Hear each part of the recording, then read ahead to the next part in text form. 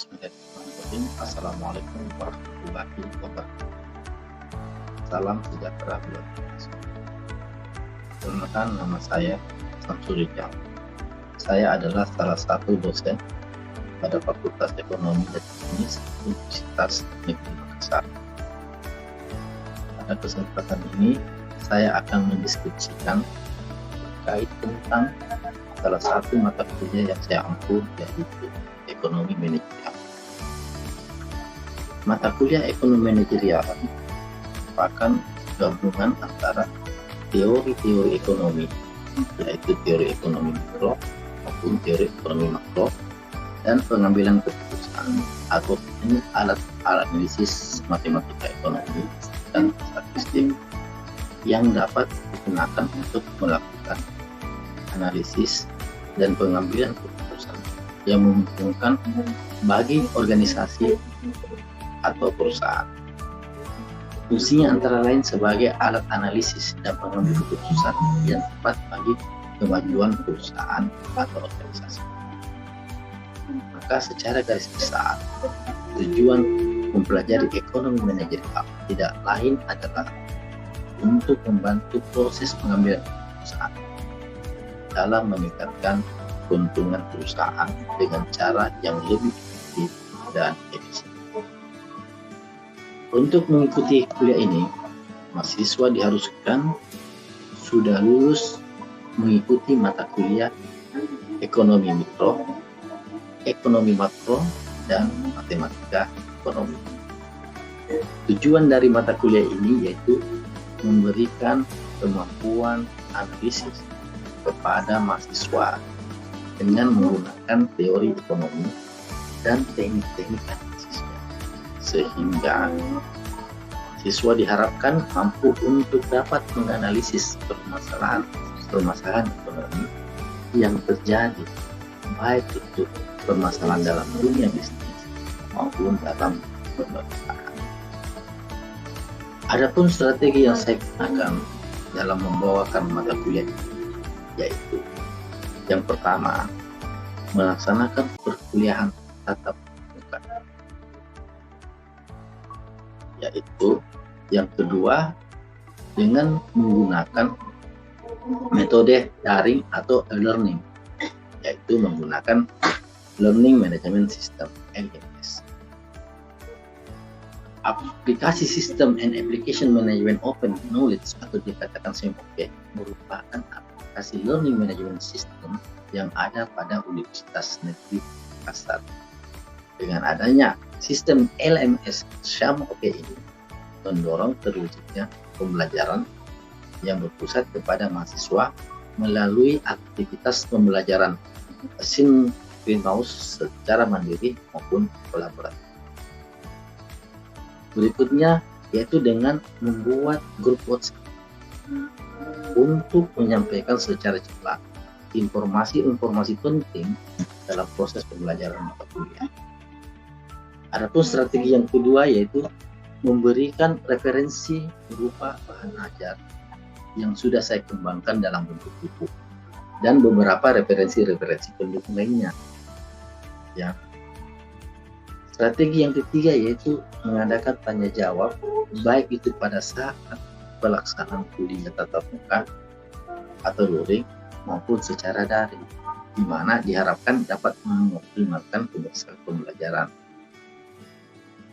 Strategi berikutnya yaitu pemberian tugas setiap pertemuan, agar supaya dapat menggali kembali sampai di mana pemahaman daripada mahasiswa tersebut dalam penyajian materi yang sudah dilakukan pada hari tersebut. Yang kelima yaitu pemberian ujian, baik itu ujian tengah semester maupun ujian akhir semester.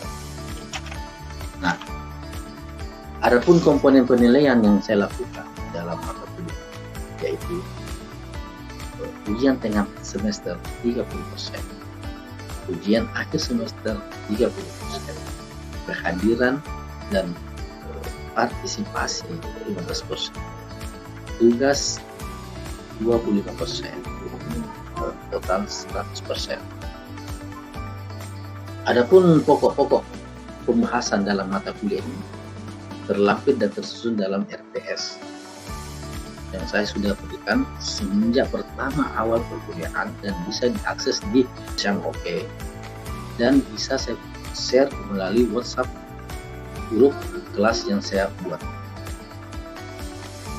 Demikian deskripsi metode pembelajaran mata kuliah ekonomi manajerial yang saya ambil. Berikut saya akan tampilkan video proses pembelajaran yang saya lakukan. Terima kasih atas perhatiannya. Wassalamualaikum warahmatullahi wabarakatuh. Terima kasih. Assalamualaikum warahmatullahi wabarakatuh. Waalaikumsalam warahmatullahi wabarakatuh. Salam sejahtera buat kita semua. Pertama-tama marilah kita panjatkan puji syukur kehadirat Allah Subhanahu wa taala karena pada kesempatan ini kita masih bisa mengadakan rutinitas kita yaitu proses belajar mengajar. Adapun pertemuan kita pada hari ini sesuai dengan mata kuliah ekonomi manajerial. Nah, dalam perkuliahan ini kita memakai proses luring dan daring. Luring kita itu tetap muka yang biasa kita adakan di kelas. Model daring kita yaitu ada beberapa seperti aplikasi SyamOke ya, Universitas Negeri Makassar. Nah, di SyamOke ini sudah saya sharing beberapa materi-materi yang mengenai ekonomi manajerial. Bisa kalian buka di sana nanti, apa saja, materi-materi yang sudah ada. Materi hari ini pun juga sudah ada di SyamOke tersebut.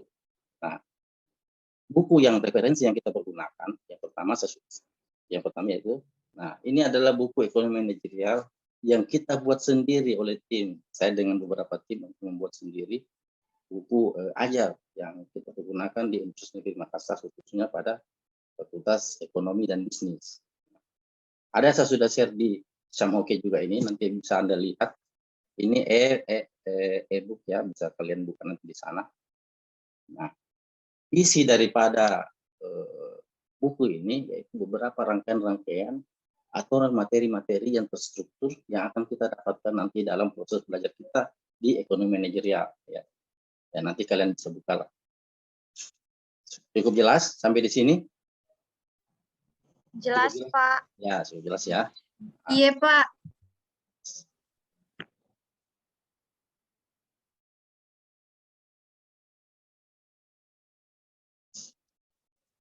Nah, kita mulai materi pada hari ini ya.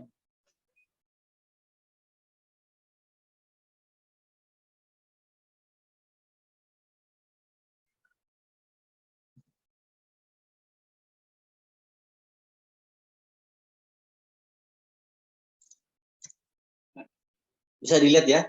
Nah, pertemuan pertama itu pada hari ini yaitu ruang lingkup ekonomi manajerial. Di sini akan kita lihat atau kita bahas apa sih sebenarnya itu ekonomi manajerial, apa yang kita akan pelajari di situ, dan apa manfaat daripada mempelajari ilmu ekonomi manajerial. Ya. Kita lihat dulu definisi daripada ekonomi manajerial. Ada yang sudah pernah baca mengenai masalah definisi ini? Ada? Siapa yang bisa? Ada? Nah, baiklah kita lihat saja. Ekonomi manajerial adalah aplikasi teori ekonomi dan perangkat analisis ilmu keputusan untuk membahas bagaimana suatu organisasi, ya, baik itu perusahaan ataukah pemerintah dalam mencapai tujuan. Yang dimaksud sini efisiensinya. Kadang-kadang kita kan begini terkendala oleh beberapa opsi pilihan. Masing-masing memiliki bahwa inilah salah satu target yang dicapai atau hal keputusan yang harus kita ambil. Tapi kita tidak tahu yang mana sebenarnya yang lebih efisien. Maka diperlukan yang namanya tadi ekonomi manajerial. Masalah keputusan manajemen itu timbul di organisasi apa saja. Misalnya perusahaan profit. Ada yang tahu itu perusahaan profit apa? Saya, Pak. Ya, yang mana? Berikan contoh ya. Ya, kalau sepengetahuan saya, Pak, perusahaan profit ini adalah perusahaan yang orientasinya itu untuk memperoleh keuntungan atau laba. Contohnya mungkin kayak perusahaan Unilever, perusahaan yang memang orientasinya itu untuk memperoleh laba, Pak. Oh ya, ya itulah. Perusahaan profit memang berorientasi kepada laba. Jadi dia efisiensi di mana titik maksimum laba yang terbesar yang bisa mereka dapatkan, mereka menuju ke situ, pengambilan keputusannya ke situ. Nah, bagaimana dengan perusahaan nirlaba? Nirlaba. Ya, seperti apa perusahaan nirlaba? Ada yang tahu? Ada yang tahu?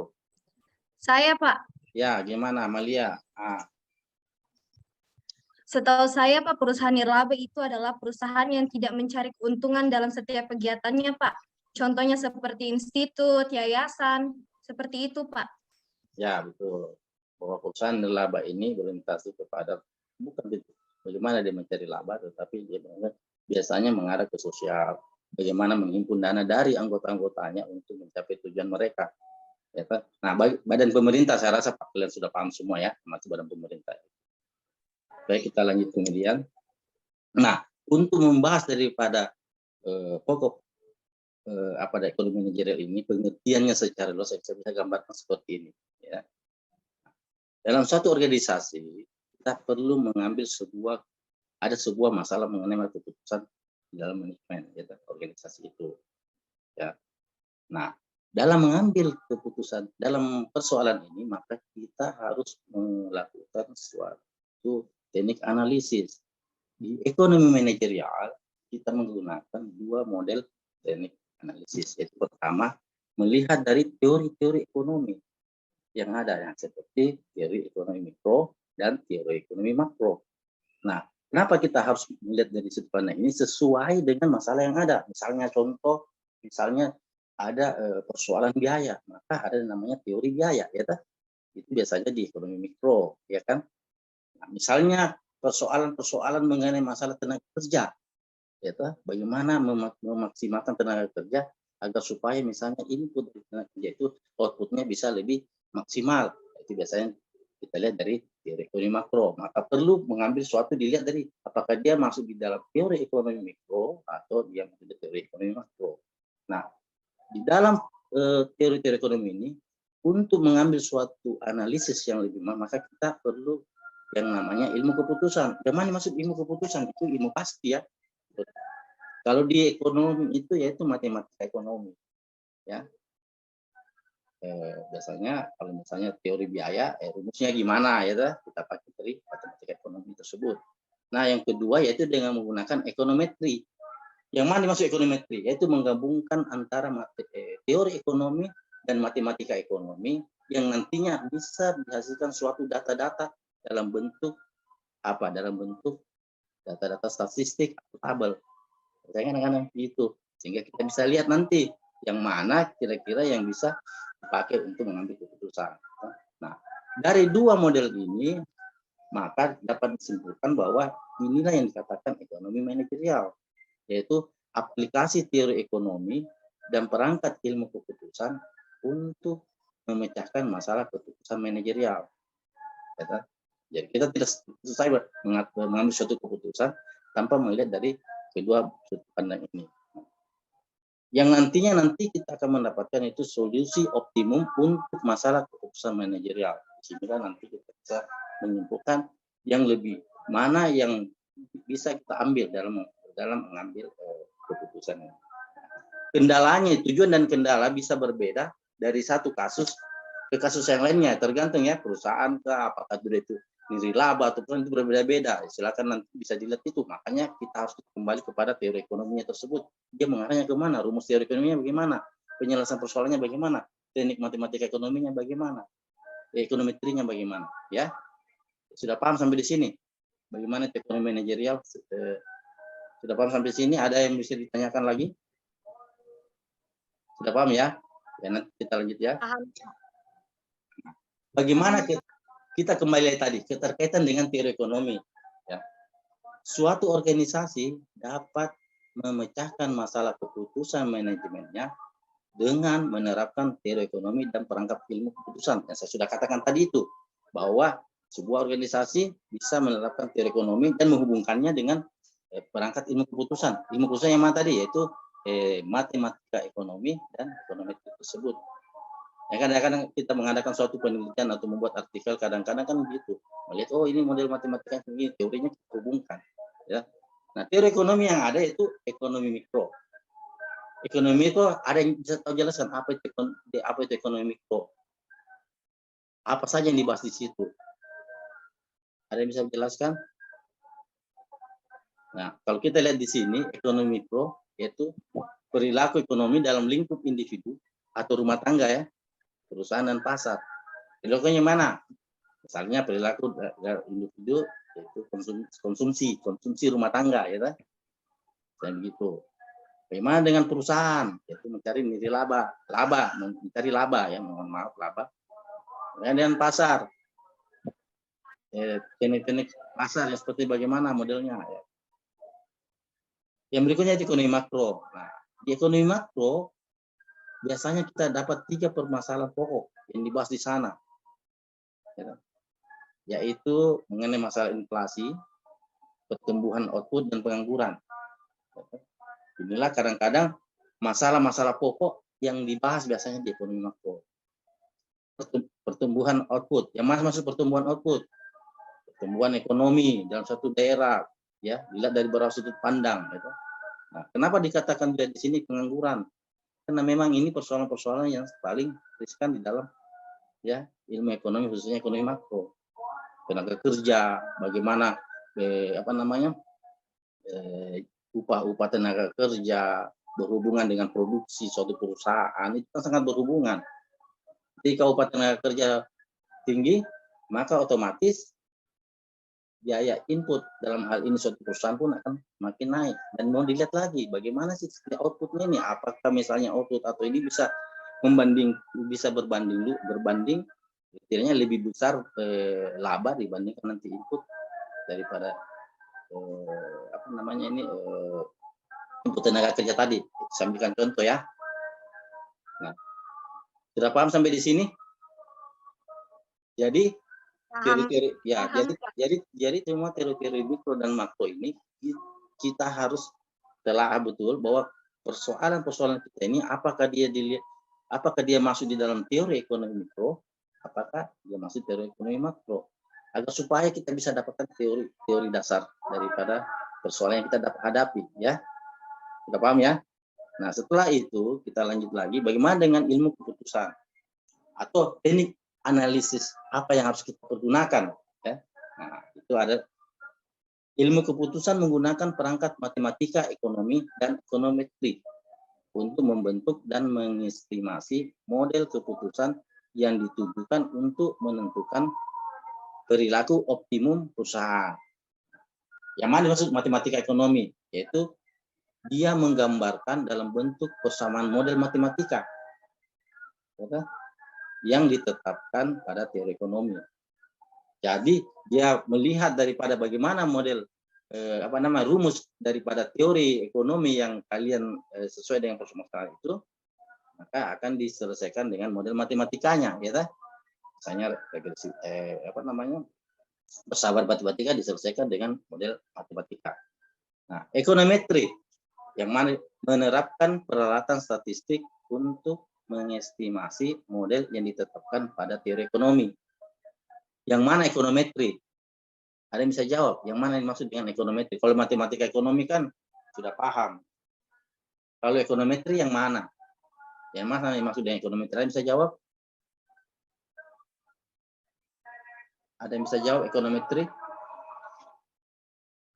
Ekonometri yaitu bagaimana mempergunakan teori ekonomi dengan matematika ekonomi, kemudian diimplementasikan dalam bentuk tabel atau data statistik.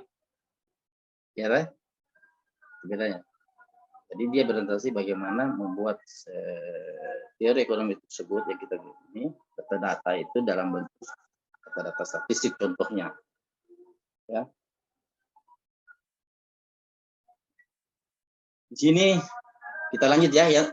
Sampai di sini ada pertanyaan? Sampai sini ada pertanyaan? Enggak ada ya? Sudah cukup.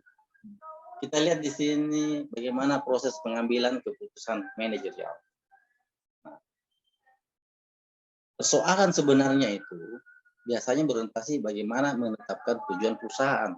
Kita lihat dulu dari mana, apa sih tujuan dari para perusahaan atau organisasi kita ini, ya.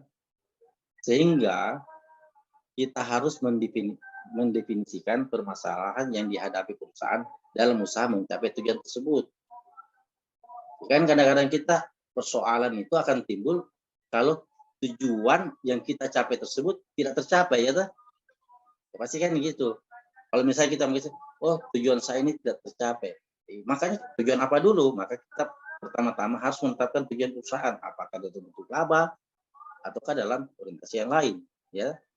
Tergantung daripada itu tadi, apakah perusahaan laba atau nirlaba, ya, atau pemerintah. Dari situlah, dari penetapan itulah maka kita bisa mendefinisikan permasalahan yang dihadapi perusahaan. Nah, setelah itu mengidentifikasikan berbagai solusi-solusi.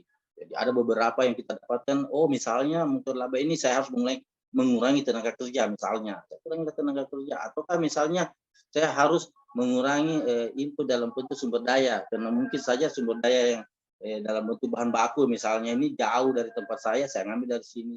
Beberapa solusi-solusi itulah kita identifikasi, kita tulis dalam beberapa rangkaian-rangkaian, ya, dalam bentuk itu. Kemudian dari situlah kita pergunakan yang saya katakan tadi, memilih solusi terbaik yang dari solusi-solusi yang tersedia. Nah, bagaimana memilih solusi terbaik dari solusi-solusi yang tersedia? Ya, kita pergunakan tadi ilmu ekonomi manajerial tadi, melihat teori-teori yang apa yang terjadi dalam persoalan tersebut, kemudian kita menyesuaikan dengan ilmu matematika ekonomi atau tadi data statistik, sehingga nantinya kita bisa mengimplementasikan keputusan tersebut. Keputusan yang mana? Keputusan yang mempunyai solusi yang paling efektif. Ya, misalnya, oh ternyata upah tenaga kerja tinggi, saya kurangi itu sekian orang misalnya, gitu, dengan menaikkan sedikit misalnya input daripada sumber daya yang lain, bahan baku misalnya, yang dimana pengambilan bahan baku itu yang mungkin yang lalu itu agak jauh, saya bisa saja misalnya mengambil yang lebih dekat agar supaya biaya transportasinya pun juga tidak terlalu besar. Sudah paham, ya? Jadi proses pengambilan keputusan manajerial itu yang tahap-tahap seperti ini, mengidentifikasikan berbagai solusi. Disinilah yang dikenakan yang tadi, membuka antara teori ekonomi dan keputusan. Nah, apa kendala-kendala dalam operasi organisasi? Nah, sudah saya katakan. Yang pertama yaitu ketersediaan input. Input penting, yang mana input penting? Ya input yang misalnya bahan pokok. Ya, ada yang bisa jelaskan yang mana dimaksud ketersediaan input penting? Input yang penting, ada yang tahu? Contohnya kan input yang penting yaitu ya persoalan bahan baku, sumber daya, ya. Sudah saya katakan seperti tadi. Ya. Nah, kendala hukum yang dihadapi perusahaan yaitu upah minimum, standar kesehatan, dan lain-lain. Nah, yang ketiga yaitu keterbatasan ruang pabrik atau gudang dan dana modal. Nah, optimasi terkendala ini perusahaan memaksimumkan kekayaan atau nilai perusahaan dengan mengatasi kendala-kendala yang dihadapi.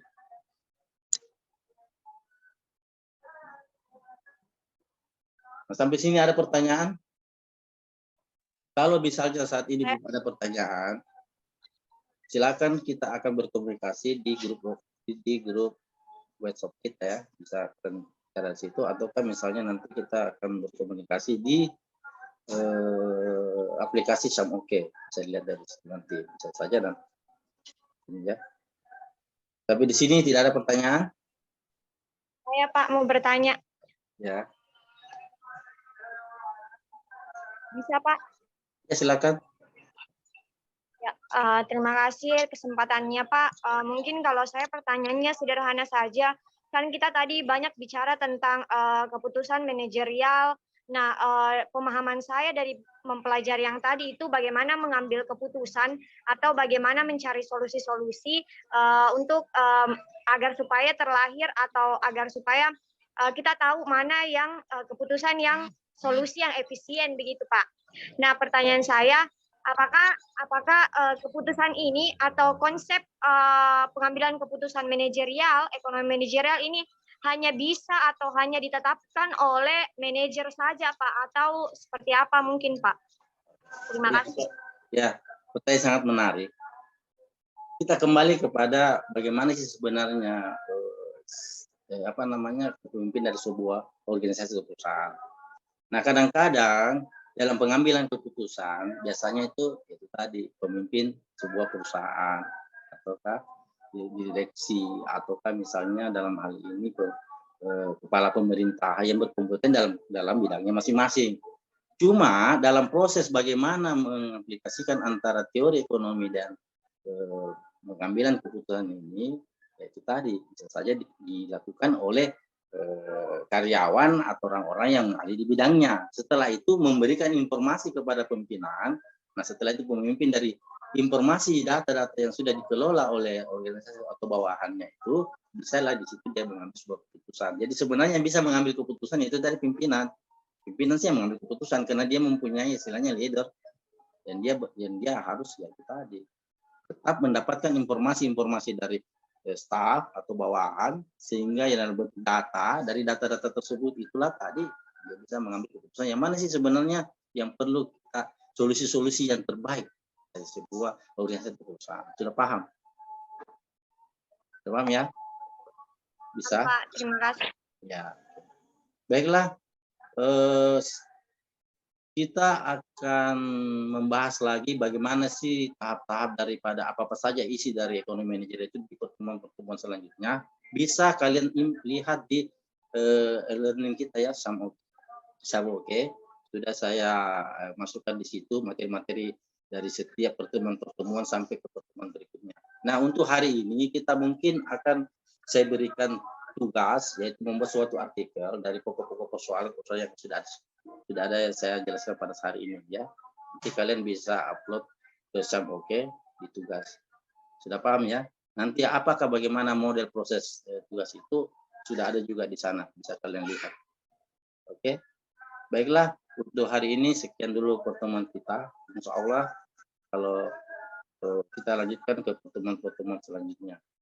Dengan ucapan alhamdulillahirabbil alamin. Assalamualaikum warahmatullahi wabarakatuh. Waalaikumsalam warahmatullahi wabarakatuh.